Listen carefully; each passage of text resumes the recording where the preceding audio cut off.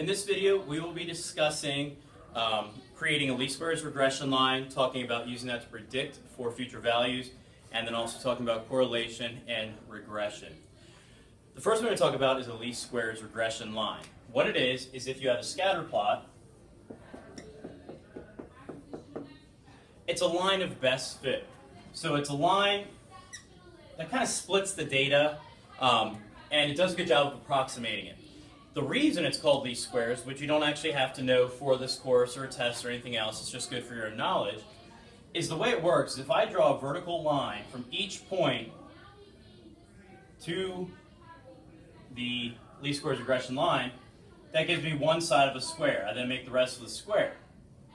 Well, if I were to do that with all the points, a least squares regression line is the line such that when I add up all of their areas, it's as small as possible. Hence the name least squares regression line.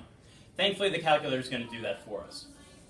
Speaking of which, let's look at how to use our calculator to create a least squares regression line. Now, a least squares regression line only works for data that is approximately linear. So, we're going to remember the acronym sell some cold lemonade. Stat, edit, L1, L2, stat, calc, len, reg. So the first thing we do is go to stat, hit enter on edit, and we would type in values. I'm just going to type in some quick values as such. So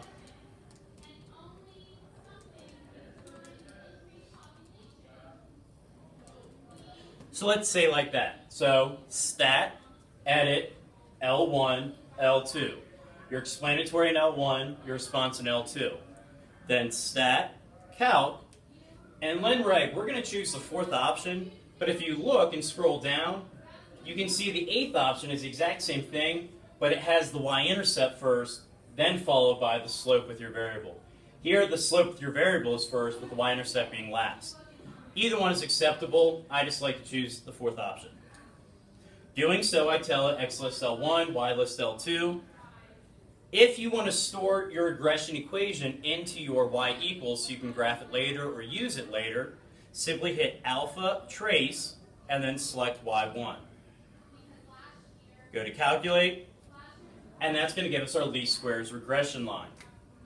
So that would be y, and actually we use a little hat there because this is a predicted y value based off of our data.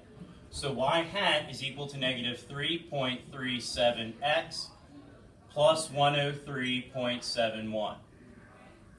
Now, it's nice if we get the calculator to tell us r and r squared at the same time. To do that, hit mode, scroll all the way down till you see stat diagnostics. We're going to turn it on. Now when I do the least squares regression, it also gives me r and r squared. R is what we talked about, the correlation, closer to 1 or negative 1, the more linear our data is. R squared, that we'll talk about a little bit further down in the notes, it's the percent variation that our least squares regression line accounts for. It's something that in more advanced stats classes you'll see, but for our level, we just kind of know what it is and leave it at that. From this, I can use this equation to predict future values. Now, when we look at our data, my smallest x value was 5. My largest was 19. So let's say I wanted to predict what would happen if my x value was 30. I can't do that. I can only use my equation to predict values that are within my minimum maximum or just slightly above or below. Anything beyond that is called extrapolation. In order to find a prediction, you simply plug in your x value and solve to find y. You cannot work backwards. You cannot plug in a value for y and solve for x. Even though you did that in Algebra 1, it actually is statistically incorrect. It gives you a value that's not as correct as it should be. If you need to solve for y, you have to redo the regression equation, making L2 your explanatory and L1 being your response. Finally, just a couple more things to close this up. With correlation, both correlation and regression are greatly affected by outliers. So an outlier that's far away is really going to pull the line. It's going to tug the line away from where it should go. Correlation is R. Percent variation is R squared, as I talked about.